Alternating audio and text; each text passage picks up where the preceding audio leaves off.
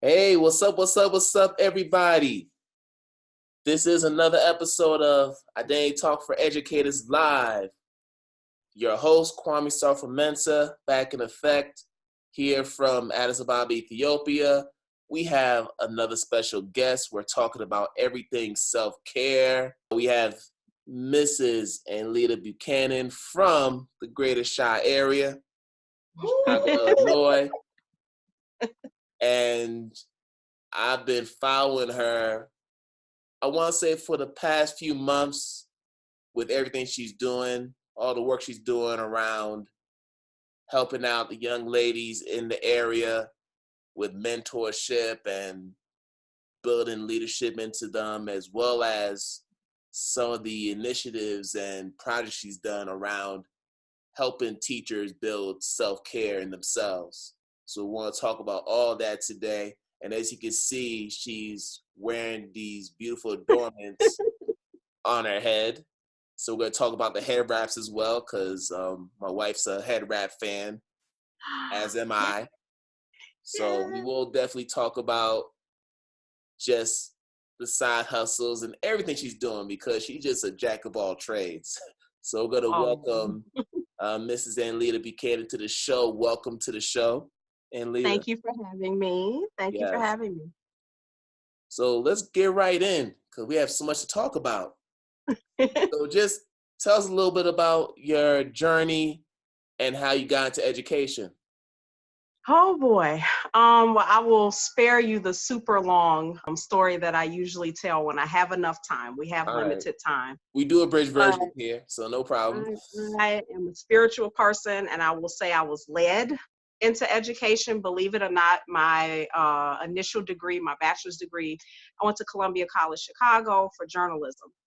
I interned at and worked at two of the major networks here. Okay. So in my head, I was well on my way to becoming the next, famous anchor woman or reporter, catching that next great story.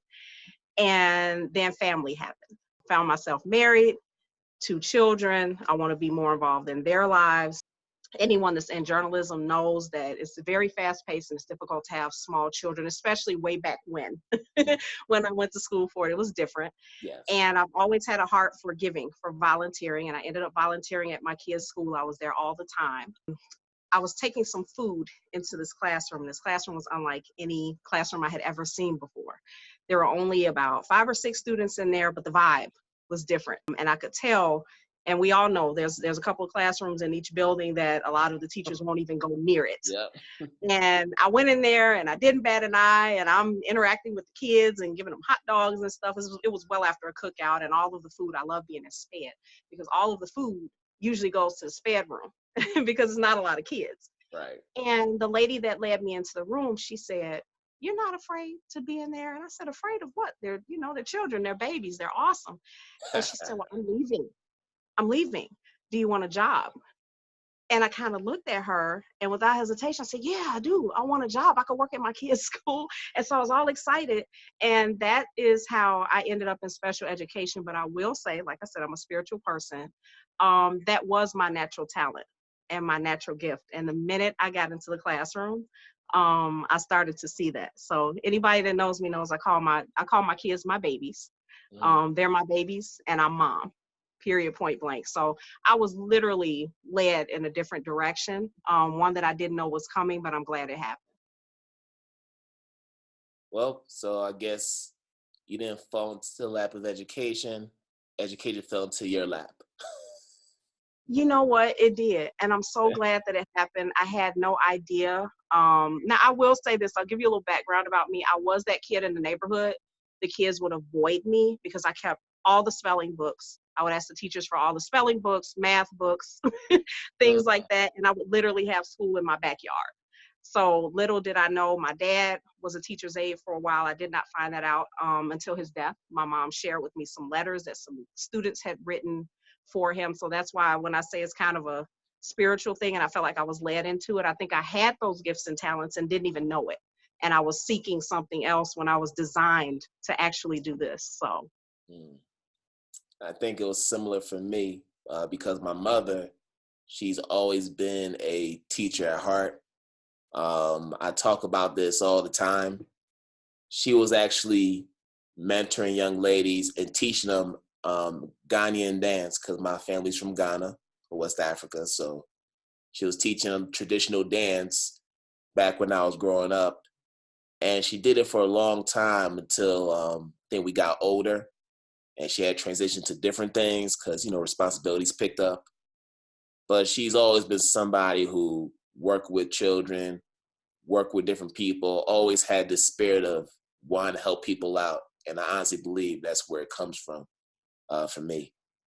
Yeah. So you get into education, you're loving it, but then we go through our ups and downs and we start to have some self-doubt about this career path, as we all Whoa. do naturally.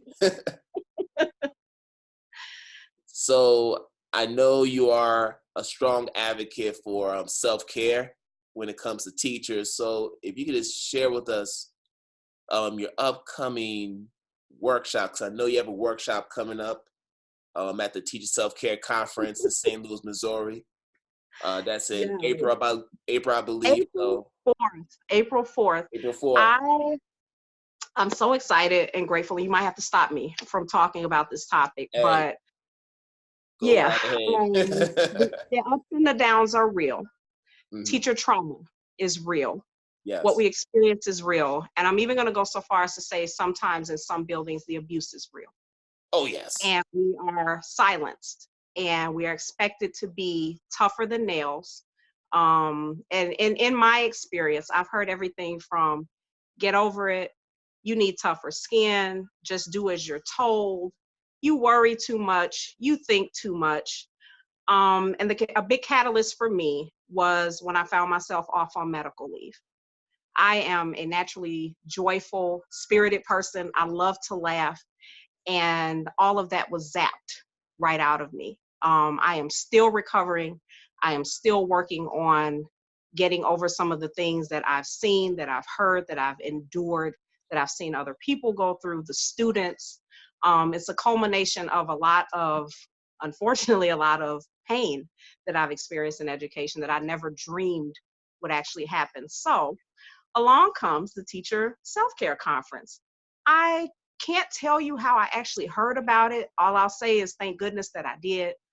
Fran Warren is doing some awesome things in terms of this movement. She literally took it and ran with it. And I met her in Chicago. And I said, self-care. Okay, I do need to take care of myself more. And in my head, I'm thinking we're going to learn about, and I'm a woman, pedicures and manicures and how to make conditioner. And I was completely knocked off my feet. These were other educators who were teaching me how to take care of myself well Yeah. beyond a manicure or pedicure. They were talking about mental health. They were talking about physical health. And honestly, they were just talking the real deal about self-care. One seminar that I went to, it was about saying no. Yeah. And I'm thinking, I can't say, what do you mean say no? Like, you're going to get me fired. One of the panelists talked about, or sorry, one of the sessions talked about how to start your own business on the side or how to market your skills as a teacher. I hear teachers all the time say, well, I'm stuck. You are Mm-hmm. never stuck. We are some of the most Whoa. amazing, versatile, flexible, dope people on earth. And we have these gifts and these skills and these talents that can transfer into other spaces. So I learned so much in this conference. It was a one-day conference here in Chicago. And I have this habit, and my husband can tell you, whenever we have been looking for a home or really wanting something, I will step away and I will go to the nearest room with the door and I will say a prayer. And so that day, the only place I had was a bathroom. And I said, you know what, Lord, one day I need you to allow me this space to tell my story. Fast forward to last summer in Atlanta. That's the big conference that she has. It's a couple of days long over the weekend. That was wonderful as well. And she asked me to be a panelist. And I was on a panel with some other teachers who spoke about teacher trauma. Wow. And in that, there was just this comfort, but also this discomfort, because we should not have been having the need to have the conversations we were having. Like, I couldn't believe that I wasn't the only person going through it. And Mm-hmm. that was amazing to me. Fast forward to now. I've come full circle. I'm overjoyed. I'm going to try not to get emotional because I'm that person. I get emotional in a heartbeat. But this year, I will be a presenter, which is the thing that I prayed for. And I will be presenting I Will Survive, how to recognize and combat teacher trauma, teacher PTSD, I'm sorry. And I tell people all the time, I don't want to by any means diminish people's condition when they have genuine PTSD. There are people that have been to the military. There are people that have had serious traumatic events in their life. But what I will not do is step back and diminish the trauma that I've had in my experience. So that's a fine balance. And my session will definitely be a very personal one. I believe in transparency. I believe in honesty. And anybody that's going to come to my session, you might want to bring Kleenex because, like I said, I'm a very emotional person. This is very emotional for me. I'm very connected to it. It is my personal story. And I tell people all the time, I have to tell my story from my perspective. And maybe in your travels as a teacher that has never happened to you, or you don't know anyone that has happened to, but I do need you to open your mind and listen to my story because there are people like me out there that are carrying this. When you and I first started talking, I was thinking to myself, how many text messages I get and how many people hit my inbox and they're afraid to speak. And they're afraid to speak either because of the repercussions at work or maybe something personal. If they share it, people are going to see them a certain way. And you follow me, so you know I'm not like that. No, not at all. I'm not. I'm very transparent, and it depends on how many characters I'm allowed to use. I'm going to tell you the whole story, and I'm going to tell you how I feel. But I just received 2 text messages today from some people that are in education, and it's like they almost can't take it anymore. And so my goal is to be to someone what no one was to me. That's Yeah. huge for me. Yeah. I had mentors, and I'm not upset at all. It's very hard for me to get upset and stay upset with someone or hold grudges or things like that. It's just not in my spirit. But when I've gone over my travels as a teacher, I tell my husband all the time, I never had a good mentor. I never had anybody tell me it was okay to say no. To tell me how to set boundaries, how to take care of myself, how not to sit at my desk. I had one particular job that I think of, and it was in a different setting. I was trying something different, and I would literally sit at my desk until 9 o'clock at night. That's too much. And there was no one there to stop me. There was no one there to sew into me and tell me it was too much. And literally I self-destructed because no one told me any better. And also, we don't tell each other our stories. And so we don't know, and we feel like we're alone and we're silenced. And I was tired of being silenced. And the minute I started speaking up, non-renewal after non-renewal after non-renewal. And at one point, someone told me to play the game. And I said, well, I'll tell you what, my I've heard babies that aren't a game. one too many times, but yeah, go ahead. Yeah. Yeah. And my babies aren't a game. And, you know, the way that I present myself is not a game. And the seriousness with which I take in what my kids are going through and my colleagues are going through, none of that is a game. So the most offensive thing you can say to me is to play the game. No, we need to change the game. So I'm so grateful to be a part of the teacher self-care movement because Fran allows us to speak our truth. When I tell you she does not censor us, she does not tell us what to speak about. We're authentic and organic, and you will just, it runs the gamut of what you can learn. So if you get a chance, check it out. I know it's on Instagram, it's on Facebook and Twitter, I believe. She's everywhere. And I'm so grateful that she was given the vision and that she acted upon it. She wasn't afraid to do what she's doing because now it allows me a vessel and allows other teachers a vessel with which to connect to each other. So I'm excited about it. If you get a chance, I know it's a long trip for you, but it's April 4th and it's in St. Louis, and it's a one-day conference and I'm super excited. So I actually came across a teacher's self-care conference last year in October when it was in Philadelphia.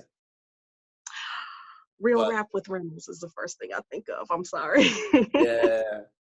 But the problem is it was happening at the same time as a fellowship for Black Males Conference. And that's through an organization called BMEC. I think it's the Black Males Fellowship, which was created in Philadelphia. So if you know Sharif El-Mekki, he's one of the co-founders. Oh, you got to check him out. He is phenomenal. He just founded his organization called Center for Black Educator Development. And this is a brother who is the son of 2 former Black Panthers. Wow. And everything about him is just revolutionary. If you don't know about Sharif El-Mekki, you have to check him out. He's pretty much on every social media outlet, and he has no filter. He says what's on his mind. Not a guy. but not to deviate too much. So I'm aware of the Teacher Self-Care Conference because I first heard about it in Philly back in October 2019. Couldn't go to that because it was happening at the same time as this conference. But I said, I'm going to keep an eye on this. And then I came across the organization that runs it, the Educators Room. Yes. And I actually went on the website and I was able to check out your article on your testimony and how you pretty much decided, you know what, I'm not going to continue to internalize all these different issues that I'm having. I got to speak out to somebody. Yeah. And I'm somebody who has had to deal with that throughout my own career. Coming in, we're told that we have this special gift and we get this romanticized view of what education is, what it means to be a teacher. We devote our entire lives to this job, our entire weekends to it. My first year, I was spending whole weekends lesson planning. It was to the point where I was even seeing my own friends and family. Yeah. And I was unintentionally isolating myself from them because I was so determined to be the best teacher as opposed to being the best teacher for my students in front of me. There's a difference. Yeah. And I didn't know that at the time. I was young, I was driven, I was determined. And then, being a Black man, that's an extra drive that you have to show people that you're more than just, a nice face and, locks and everything. There's more to you than what people see. So having to deal with these different pressures and these different factors, it caused me to really have this imbalance of, work and life. And then over time, you start to find yourself, you find your voice, and then you start to recognize that you have a lot more power than you realize. You do. And then we start to utilize it for good, in this case, fighting for our children, our babies, then that's when you see the haters start talking. That's when you realize, okay, not everybody is here for the same reasons as you are. Exactly. Because you assume, oh, you're a teacher, you care about kids, you're all about all these different things. And then the deeper you get into this work, the more you realize, man, this is a very lonely place because I've surely been in situations where I felt like I was the only one who cared about the kids, which may or may not be true, but that's how I felt. Yeah. And keep in mind, I have the population of student, and I keep it real. I say that I get the student that no one wants to be bothered with. Mm-hmm. They are either so academically low, and usually their behavior is out of order. It's a chain reaction. Mm-hmm. I'm so academically low that I'd rather misbehave than buckle down and catch up to 4 or 5 years of reading levels that I don't have, or 4 or 5 years of math that I have not caught on to for whatever reason. I've just been passed on and on and on. And so because I have those students, I do feel like I'm on an island. One of the things that I've been fighting for now is collaboration. with other teachers. Once again, to be very transparent, I've had this mentality from other teachers of, well, just take your kids. No, they're not my kids. You know, they're always my kids. They're our Yeah. kids. And they need that time. Self-contained is an issue for me. I am finding my tribe with that. I do know that my kids need the intensity of what I provide as a special educator, but they also need that time with their peers and that social interaction. And So they you're need to for, see things at grade level. so you're for They can't. inclusion.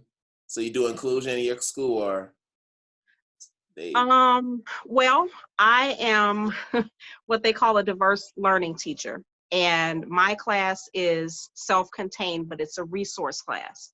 So there's one student that I keep with me all day. They made some changes. I had 3 that I had all day. Mm-hmm. 2 of them were moved because I changed grade levels. And so I only have 1. He is with me all day. And I empathize with him to the point where the other day I just collaborated with the other teacher, and she's awesome. I said, look, you're doing this project, and every single kid at his grade level is doing it except for him. How can I get him involved? I will modify it. I will, whatever it is you need me to do, but can we include him? And thank goodness for her that she went, oh, like it wasn't a second thought for her.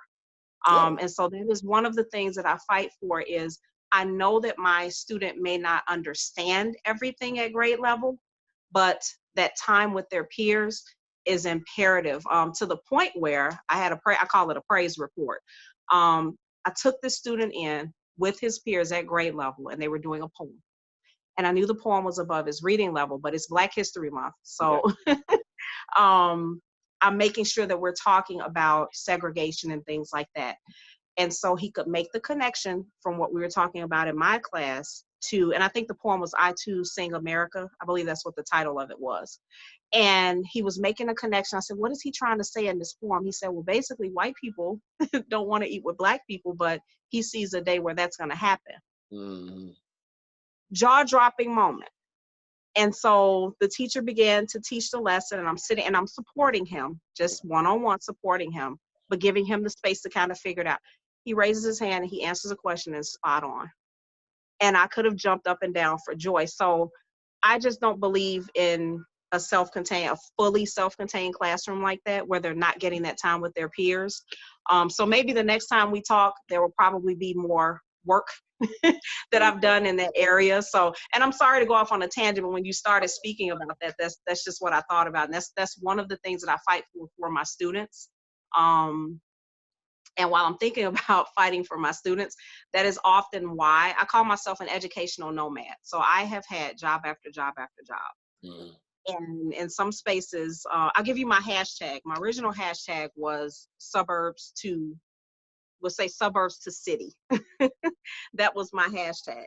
Mm-hmm. And in the suburban school districts, there are students that look like me, but when I walk in the door, and this is how I present, all of a sudden there's a lot of problems and issues, and perceptions from people.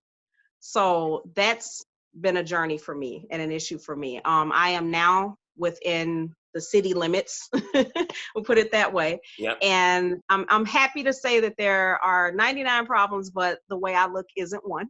Mm-hmm. So that's the good part of it. But yeah, there are a lot of struggles and journeys and paths and branches to this, as you know. So yeah. Well, yeah, and as a former special education student, I know how that is. I grew up being in a self-contained setting, my first 4 grades, but I was mainstreamed into a couple of classes. So I was with some of the other students who were taking regular classes, for lack of a better term, and I felt like I was with them. I felt like I was a part of them, but being in a self-contained classroom came with a lot of trauma. Mm-hmm.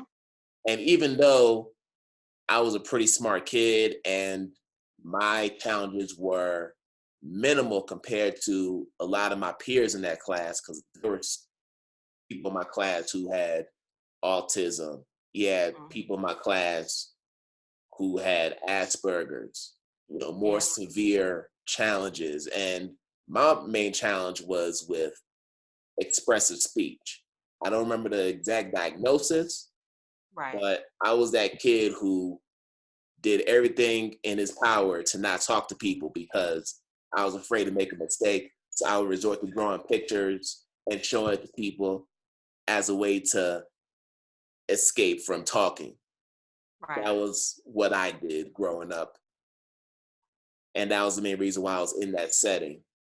And talking to my mom now, who was at every IP meeting, who pretty much forced me to learn how to read, forced me to learn how to talk. She told me, well, it was to the point where the teachers were asking her what intervention she was doing at home to help me get the progress I was making. And we think about how things are now, it seems like there's so many parents who feel disempowered to speak up for their kids Exactly. because they don't have the knowledge to do so.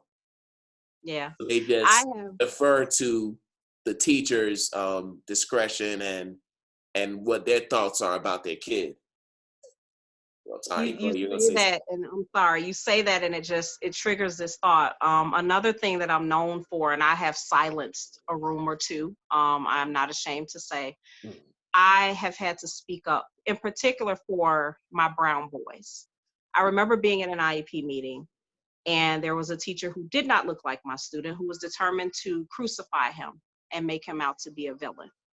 Mm-hmm. And I just stopped the momentum of the meeting. You will not do that. I always make sure that my parents have a positive or 16 to take away about their child. Mm-hmm. Their disability or their issues that they may have with learning, that is a microcosm of who that child is and what I see. I have one kid that I think about, and my kids reach out to me whenever I am getting ready to leave a school or my kids are getting ready to graduate and move on. I give them my email address and I tell them I am always here. My kids have reached out. Some of them have been in trouble and reached out to me, and that's the mentoring portion of it. And some of them have achieved things that they did not dream of. They reach back and they let you know. Mm. And I had a student every single day. He would come into the room and he would say, "I hate you. Yep. You." And so instead of me lashing out and having this battle of wits with him, because he's a very witty kid, I noticed that he was also very artistic. And all he would do was draw. That's basically what he did all day. Mm-hmm. Mm-hmm. And so instead of getting upset with him, I started to say, hey, I know you want to draw and you're actually pretty good at it. I want to check that out, but can you just take a look at this work for me? And so I could get him to he would do very minimal. But every day he would, and I say, I know that you don't hate me. You probably hate special educators because you've had ones that didn't love you, but you got me now. And I would say stuff like that and I would just walk away. And I could kind of see in his face that he was baffled. And I would call his mom and had to figure out how to communicate with mom. Not all parents communicate the same. Once No. I found out how to communicate with her, for some parents, I might have to text you. That's the world that we live in. Yeah. And so that worked out great with mom. So now I got the communication going with her. So I'm still coming in. He's still telling me he hates me every day. So upon graduation, I give him this art set, this kit. And I said, I know you really don't hate me. And I know you love me as much as I love you. Good luck to you in high school. He actually reached out to me, found mom's phone. I guess my name must have been in mom's phone. He reaches out to me and sends me the absolute most amazing artwork you could think of. He said, I'm learning how to shadow. And it's just like you said, I'm going to learn a lot more in high school. Because I'm a middle school teacher, and I tell my kids, you Yeah. are in the middle. And you're in the middle of this great adventure, like you have not begun to recognize who you are. Today is not everything. Like I see so much more in you. So when I get that type of feedback from a kid, or they reach out to let me know they're okay, they found their voice, and they think about me, that makes it worthwhile for me. But the parents have to be involved, and I am notorious for letting the parents know it's okay to fight me about your child. Mm. Make me do my job. Yeah. I'm going to give you the information you need, but you need to come armed with that information and ready to fight for your child. And it's okay if that fight is even with me to get what they need. I'm okay with that. But so many parents, I think at a certain point, I have them in middle school. And year after year after year, you hear, well, his test scores are low. Well, he's 3 or 4, steps below grade level, and well, we're working to catch him up. Well, he's going to be in this type of class and get the. And I think that parents, it's very disheartening. Mhm. I try to put myself in their shoes. I was blessed. My kids were pretty good at school.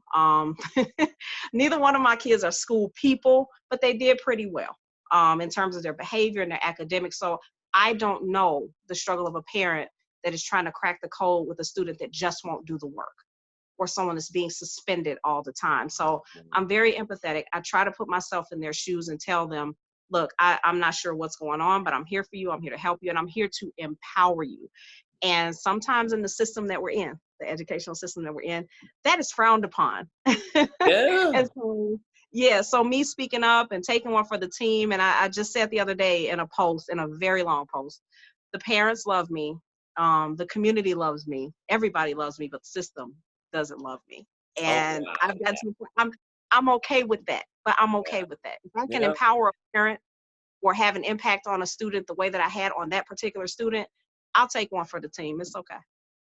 Well, if the system doesn't love you, that means you're doing something right. That's how I look at it.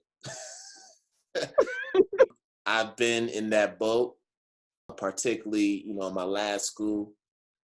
I was the person that came in and I just kept my mouth shut my first few years because, you got to keep your job. Yep. But you observe what's going on. And then once you get the permanency and you're off the probationary period, then that's when you get to speak up a little bit. But the thing is, I knew I could speak up because I was actually doing my job. Mm. They can never question test scores. They can never question the way kids behave. They knew that whenever you came into my classroom, kids were learning, kids were engaged. And I'm dealing with 7th and 8th graders. So I'm a middle school teacher as well. So I'm dealing with the oldest kids in the school, the kids that no one else wants to deal with, the Yep. kids that all the teachers complain about all the time, but yet they don't want to give solutions as to how to engage with them. They want Yeah. to talk bad about them all the time, right? I had to deal with all that. So I always just Yeah. tell people that my children, particularly the middle school program, we were the stepchildren of that school because it was Yep. originally a K-5 school. And then when I got there, it was their first year as a full K-8. So they had been Um, adding a grade level every year up until my first year, where 8th grade was in its first year. And I was there for the next 5 years, helped to grow the program along with my wonderful colleagues who are still there to this day. wow. And I'm not going to talk bad about the school because it's a good school, a lot of great teachers there. I'm Yeah. not going to do that. But what I will say is we are somebody who cares a lot about the kids and actually cares about the caliber of education that's being delivered to them. And you speak on it, you question, critique Yeah. everything that's going on, not just with teachers, but even with your own administrators. It's definitely Yeah. frowned upon. And it even gets to a point where they say you're being insubordinate and disrespectful. Yes. And I've gotten those words before, and I'm thinking to myself, how can I be insubordinate when I do my job? I come to school every day. Yeah. Never miss a day. I've only missed maybe one day in 5 years due to sickness. Wow. 1 or 2 days in 5 years due to sickness. And the other days that I miss, I was taking days off. Right. You know, Right. a day or two off, but that almost never happened. I was there every day.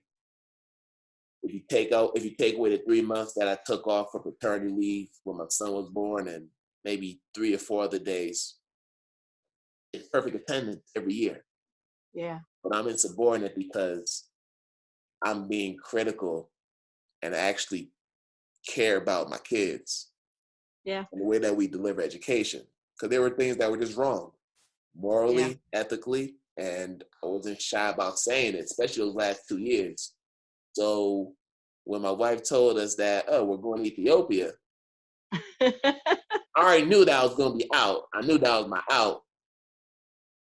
Yeah. But if that wasn't the case, I definitely would have had to transfer to another school. Definitely would have transferred to another school because I knew that my time was up. And this is why self-care is so important. This is why I wanted to have this conversation because, as we Yes. mentioned, we talked about the pressures of being a teacher, especially if you teach in the urban school setting, right? Yes. Talk about special education, how there's some injustices within that realm. Yeah. And then you have to talk about the struggle to balance the work that we do, the important work that we do with life at home, with our families. So many Yeah. things that we're juggling at the same time. And because this work is so personal, especially for us as Black teachers, it's so personal. We Yeah. get so immersed into it, we forget about reality. Yeah. So we're so busy trying to support, mentor, nurture our children that it now gets into the way of our own health. Yeah. And we have to step back. I mean, I think for me, this is the first time in 14 years I've been out of the classroom. And Wow. it's been it's been tough in the sense that I'm not there to feel that energy from the students. Yeah. And it's Yeah. that. Don't miss the politics of it. Don't get me wrong, I don't miss the politics of it. Yeah. But as you mentioned earlier in our conversation, you learn how to utilize your gifts and your skills in ways that will continue to help your children, even if you're not physically in the classroom. So I've Exactly. been And able to what do, you're doing, yeah, just know that what you're doing, even right now, with yeah. us talking in this interview, and I saw, I think it was, I think it was Sean that you interviewed, right? Oh yeah, yeah, His Dr. interview. Willie, yep. Yeah, Sean, yep. He is just the most awesome person ever. Oh man, But that's my man. even what you're doing and engaging with all these educators, and you're giving us a space to talk, and you're giving us a space to get our stories out, and talk about education in the way that you do, it is impacting the students because teachers have to be whole in order to help their students.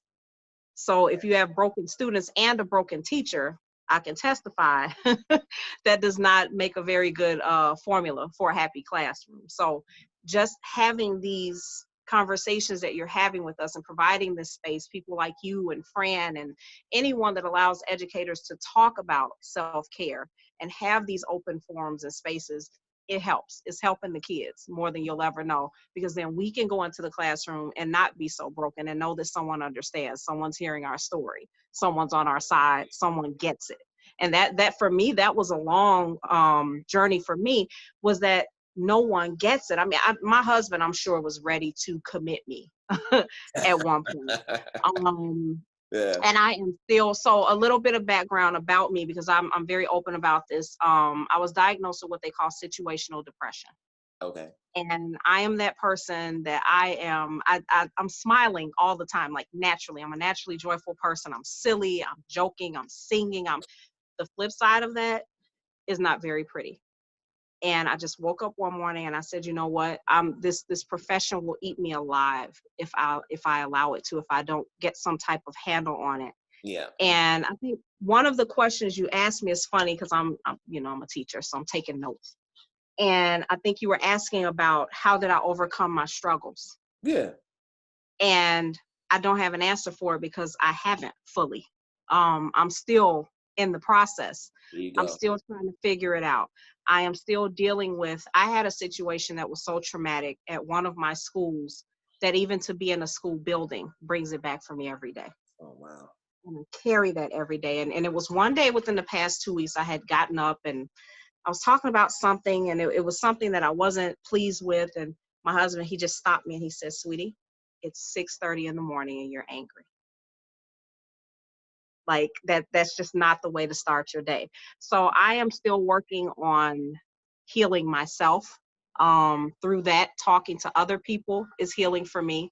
My prayer is that it's healing for them as well. But that question, just I'm thinking to myself, I do not have an answer for him as to how I've overcome my struggles, because every day is still a struggle for me, and I'm still using these tools. And I went to see a therapist, and I'm still using the tools and the tips that she's given me, to just know that at the end of the day, the educational world will never tell me I'm okay. It'll never tell me I'm enough, and it'll never say thank you. So I have to figure out how to put those things in place for myself and then teach other teachers to do that. So that's why I said I almost want to be the mentor to other teachers that I did not have. No one ever taught me that. No one ever talks to me about that. And you can walk around as a teacher feeling completely useless. And my husband is he's my sounding board. Poor guy. He probably needs therapy too at this at this point. So yeah, we gotta talk about that. He probably definitely needs therapy, just listening to me and taking on everything that I absorb and bring home. But one of the things is self-esteem as a teacher. Teachers have some of the lowest self-esteem. And we do these amazing things and we feel like no one sees it, no one cares, no one's paying attention, even sometimes the kids. That's the most hurtful part. You create this lesson, like you said, you're up all weekend trying to figure out how to make it work, and you're doing lesson plans, you come in, and there are these kids that have not been taught the value of education. And so now you have this lesson and all these plans, and they're like, yeah, whatever. That's traumatic. So everything, it just adds up. And I just think that we need to be more vocal about it, that selective silence is killing us as educators. And like I said, the text messages, the DMs, I have people, I'll post something on Facebook and they won't say a word, but they'll send me a direct message. Hey, I get it. I'm going through it. So that's the reason I speak up. Believe it or not, this is my 8th year teaching and I am not tenured. I had a teacher pull me to the side and she said, there's something about you. You have this light that shines. She's like, you'll probably never be tenured because you're not meant to stay in one place. Now, I don't know what that means. I'm still trying to figure it out. Yeah. In the teacher is that a world. Or is that like a backhanded compliment? Like, how do you receive that? I'm still trying to figure that. But here's the thing. Every bit of my journey, I'm transparent about and I'm proud of it. I used to be embarrassed. I used to want that tenure, and that was something, what's wrong with me that I'm not getting it? Every single time that I've spoken up for a student or spoken to a parent or told the truth or this was an issue at one school district. And this is my culture. So if you really want to go to bat, and my thing was, I am willing to fight you on this. This is my culture. It is professional. I come to work well dressed. I present myself well, and this will not be an issue for me. So every battle that I've had, I'm not embarrassed about it. I used to be, but I own it. And there's something to be said to me for the system where I can tell a story and I'm not tenured. Once I think of a school district where I was there for 2 years. And so, when you're not tenured, they don't have to give you a reason to let you go. It just wasn't working. Mm-hmm. And I knew why it wasn't working. Mm-hmm. And I also knew that my replacement not only would not look like me, but I was one of 3 African Americans in the building. And I was the only African American female in the building. And so the principal, I know, loved me, but there was an assistant principal that from the beginning he was just not in favor of me being there. This is a community that is kind of known, I'll be honest, for their racism. And there were board members that would come through the school and not even acknowledge that I was standing outside of my classroom greeting kids. I would see them talk to other teachers and engage, and they would walk right past me. I've had situations where I've sat with co-teachers who did not look like me, and parents would address the teacher and not address me at all. I've had teachers that have had to stand up for me and say, hey, my co-teacher's here and she's gonna speak on this. So the struggle is real. Yeah. The struggle is real, the battle is real, but I'm no longer embarrassed about I'm sorry, I told you we're at home, so there's gonna be home things going on, but I am no longer embarrassed about that. As part of my story. I actually did meet another teacher, I think it was her 5th year, her 6th year, and she wasn't tenured either. And so I'm transparent about that and I'm honest about that. I do self-reflection too. I know there are some moments, because you said earlier and I'm thinking, yeah, I just couldn't hold it that long, where you were saying like you're quiet because you want your tenure, and then once you get it, you speak up.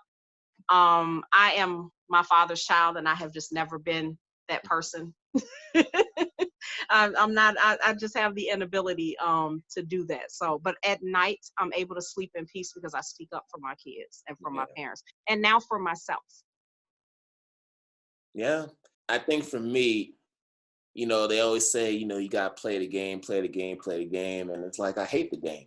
I know how to play it, but Yeah. I hate the game because it's not authentic Yeah. and it doesn't help our kids.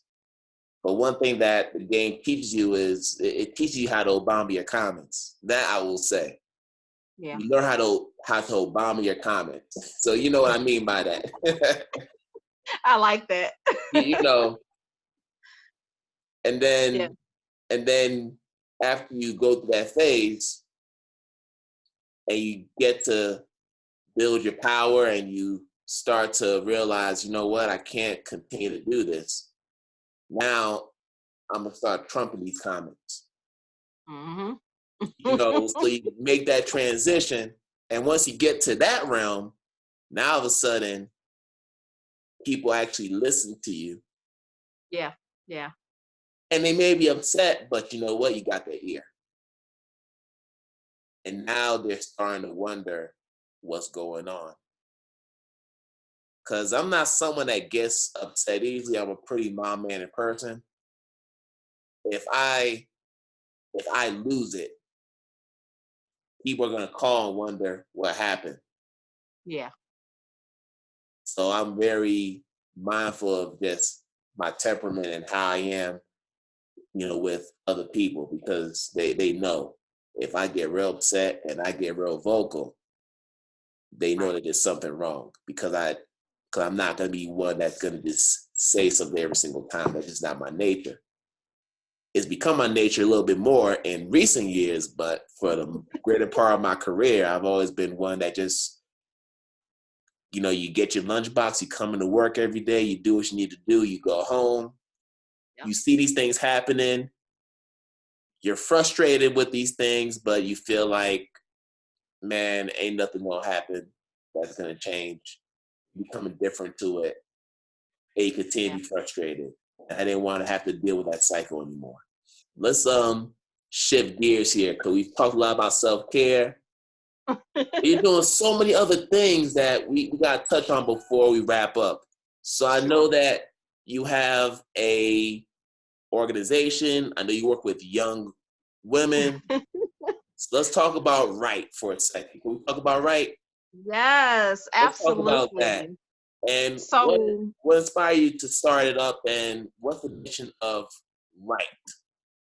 okay. So this is a little bit of a journey, and I'm gonna use my famous phrase, follow the bouncing ball. There you So, go. my daughter was in school, Mm-hmm. and at the time there was an administrator at her school whose name was, and I'm just gonna shout her name out because she's awesome, Yolanda Jordan. I love you, and she knows that.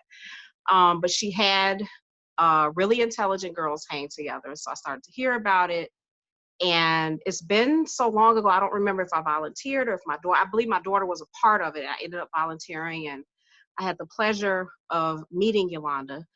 And when you're in administration, you don't necessarily have the luxury of time to do the things that you want to do outside of your job description, your job duties. And so she had started it, and she never meant for it to be long term. But I met her, and I'm thinking to myself, you're working with these high school girls and you have this organization. What would happen if I fed you healthy middle school girls into the program? So it started out as right. And I said, okay, well, they're Miss Right. So what I'm going to do at the middle school level, and at the time, there was a young lady named Kim that was on board with me. And then we didn't stay together in the same school. So she and our partnership was kind of broken apart, but it was awesome that first year. And that was our first year where we had middle school girls Mm-hmm. that we were mentoring. And the concept was they're 10 to 14 years old. Let's groom them so that their transition into high school is easier. And let's match them up with a high school girl so that maybe some of the bullying is thwarted. Maybe some of the difficult transition that girls feel going into high school is eased a little bit for them. So I always, and she knows this, I always thank her for giving me that piece, that organization. And, you know, she always says to me, well, you've done more with it than I envisioned you would. But had I never run into her, right, wouldn't be what it is today. So I was given the program, given carte blanche to do whatever it was that I wanted to do with it. She still supports me to this day. And the reason I'm excited and I'm smiling from ear to ear is that I've always given Miss Right to whatever school I'm at. Nice. And I have awesome mentors. And one of my mentors spoke into me and she said, you know what, your hands will always be tied and you will always be limited if you keep it in schools. So this year I'm working with my local library to launch Miss Right here in the community. Mm, And I told my husband the other day, you know, I believe in the philosophy, if your dreams aren't big enough to scare you, yeah. then you're not dreaming in the right way. And Mm-hmm. I said, someday I would love to travel the globe with this program. And I can't implement the program everywhere, but even if I could come and model it at different schools in different communities and leave that behind so that they can then run the program, that's what it's all about. So we're going to start at a little local library here in my community, and with a little diligence and prayer, I'm hoping that it catches on and that girls across the globe will have access to the curriculum and the mentoring. I talk about everything. We go on a media diet. That's where we are taking a break from the Facebook, the Snapchat. We talk Mm-hmm. about the safety, your presence on social media. That's a big one for me because the Oh, same way you can market yourself in a negative way, you can market yourself in a positive way. And everything that you do has a footprint on your life. So we talk about that. We talk about social etiquette. All of that is lost. How to give a good handshake. Yes, women need to know how to stand and give eye contact and give a good firm handshake. yes. You're going to be sitting across the table from someone, convincing them that they should pay you to do what you do. Are you well spoken? You ask the question, who are you? Are you able to give that back to me? Who are you? Interviewers are going to say, tell me a little bit about yourself. What's your social etiquette? How do you walk into a room? What presence, what energy do you bring into a room? Then I get into the actual table etiquette. The girls love this part because I tell them you're going to go to high school and these guys are going to take you on dates and they're going to take you nice places. Like, don't just settle for anything. So you're going to have a napkin and you're going to have a place setting and you're going to need to know how to sit, how to get up out of a chair, how to sit into a chair, how to have him push your chair in. So I teach all of those things. And usually at the end of the program, it culminates with a real tea party. And you would be amazed how something as small as a tea party has such a big impact. I had girls that had never tasted tea. We have a pop and hot Cheeto generation. So they had never tasted tea before, Yep. had never used real china. Everything is from a fast food cup or a plastic cup or a paper cup. And and it's a mother-daughter tea or a mother-mentor tea, recognizing not all girls have a good relationship with their mom, but there is a female in their life that I have them bring for the evening. And that is my pride and joy. I have had mothers and mentors come to me and say, what was provided at the tea, and it's not anything that I'm providing. Like I said, I'm a spiritual person, so it's none of me. But what happens that night with the mother mentor tea, sometimes the women need it more than the young ladies need it. Oh, And that's what it's all about. So Miss Right is my baby. It stands for Really Intelligent Girls Hang Together. And I'm just looking forward to where it's gonna go. It's almost like I'm uprooting the plant and repotting it, starting all over again with it. So I'm doing some revamping of the curriculum. I'm adding some things. I'm taking some things away. I've got some former students that were able to give me some feedback and things like that. So yeah, I'm super excited about it. That's my baby. That's what makes me smile and that's what wakes me up every morning. well, that's awesome. That's awesome. Yeah. And in addition to helping out the young ladies, you also make sure that we get our heads right as I'm witnessing here. So you have a daughter, Niani, and Yeah, you actually name your head wraps as a tribute to her. So let's talk about Naturally Niani for a second. absolutely. And how's that brought so much joy to your life and others, I'm sure. So it's funny. I just became known as the head wrap lady. And I use all the hashtags, you know, rap queen, things like that. I have been wrapping my head for years. Even as a young girl, I would take my mom's scarves and I would tie them, and it's something natural for me. But then I also saw, I can't think of her name. She was on In Living Color, absolutely beautiful African American woman, but she was one of the first Oh, examples I saw. Takia. Yeah, yes. I Yeah. can't pronounce all of her name. I don't want to I don't want to butcher her name, but you know exactly who I'm talking I about. know, yeah. Yeah. Vanessa Huxtable, believe it or not, was very Afrocentric and at times would do things that were outside of the box. So I always identified with those individuals. Yeah. And I call them, we're the artsy fartsy types. I've always been artsy fartsy, and but I tell people, if you stand still long enough, I will take your shirt and make a hair wrap out of it. I promise you I will. Like I even can see you like in the wrap that I would want to put on you. That's how I see everything. And you can see my eyes light up. Like I love the art of it. And I've even taken that into the classroom. I don't even know if I meant to do it, but I had 3 young ladies, and there was just an epidemic at this particular school. The young women were fighting almost every day. It started from something on Snapchat, and as you know, those things snowball. And there were 3 young ladies, and they were just, the whole situation was out of control. And I said, hey, that's it. You guys are coming and doing lunch with me. And of course, their arms were folded. And I called each one of their mothers. I said, please let me have them for lunch. And of course, the mom said, whatever you need to do, do it. And so at first, they wouldn't talk to me. And I had them for like a week. I'm like, you are coming to do lunch with me for a week. Like, the fighting is just ridiculous. And so one of the young ladies, she reached out and she said, well, what's that thing you wear on your head all the time? And that was the open door. I had them come in. I said, I tell you what, if you're interested in it, I'll teach you about it. They came in the next day. I taught them about it. But what I had them do was I had them wrap each other, because that is a bonding activity. And it is very hard to be mad at or fight or harm someone whom you're taking care of and you're giving these loving actions to. And as they were wrapping each other, I said, this is the way, the only way that you should touch each other is in love and to enhance each other, not to hurt each other. When I tell you, those girls wore head wraps for the rest of the year. They were coming to my classroom, and I'm like, no, now I need my lunch to myself. You can't come in here every day.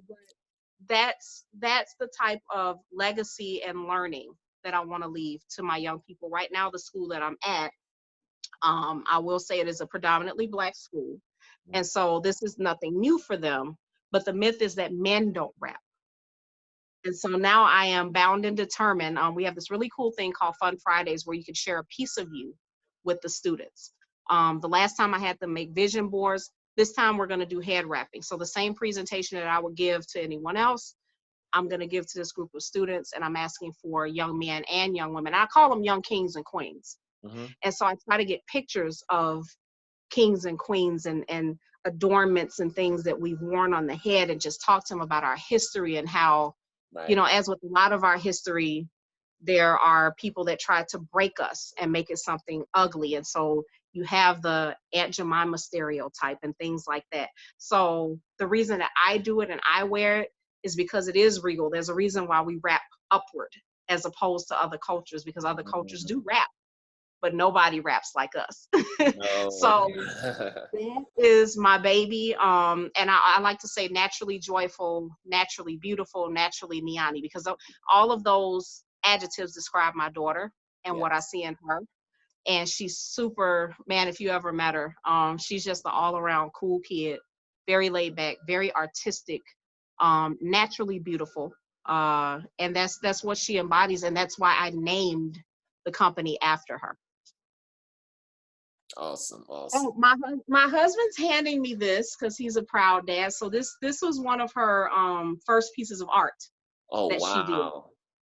And it was inspired as a teenager. Yeah, and she was inspired because I used to wear this big, huge afro. And I think maybe in her mind, maybe that's what she saw. So yeah, I was wondering, I'm like, why are you handing me paintings off the wall?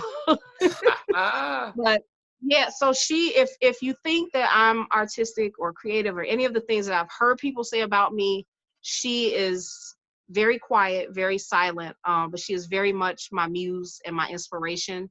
And so when I say naturally Niani, that embodies everything. Like she is just naturally, and I love using the word dope because she's just naturally dope and naturally beautiful and all of the things. So that's where the name for the company came from. And I'm working on relaunching that because my duties as a teacher don't always allow for me to pursue my passion. So it's like you said earlier about that work-life balance. Yeah. Trying to get that back so that I can relaunch. And I definitely have to send your wife a rap because I heard you say earlier she likes She loves the if rap. she likes to rap, she will love my Instagram page is up, but you'll see it says under construction. So if you get a chance, check that out. But yeah, so this is the other thing that makes me smile outside of working with my babies, are my head wraps. Yeah. Yeah. Well, this has been an awesome conversation. You know, obviously we're a little over No. time, but I don't really care because your story is so powerful and it needs to be heard to everybody. Like everybody needs to hear it. So Oh, that's thank gonna you. happen. We get in the conversation and we get into a good rhythm. And I love it. I love it. You're You know, very easy to talk to, so yeah. thank you.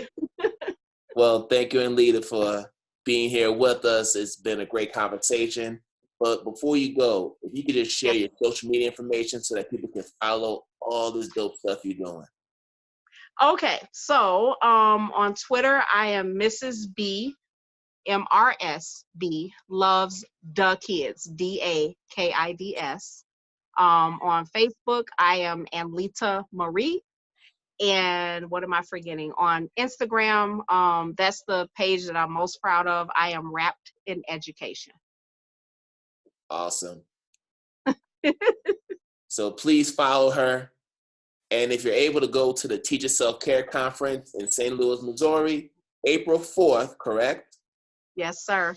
Check out her workshop, which is entitled, I Will Survive, How to Combat and Overcome Teacher PTSD. Yes. Very intriguing topic. A lot of us need to be there in attendance to hear this. So please be there if you're in the area or close to it. Thank And you. know that this conference is also happening in Atlanta. So I'm hoping to be in Atlanta in June for this Yes. conference, God willing, because such an impactful conference. So shout out to the Educators Room for making it happen because you're doing some phenomenal work out there.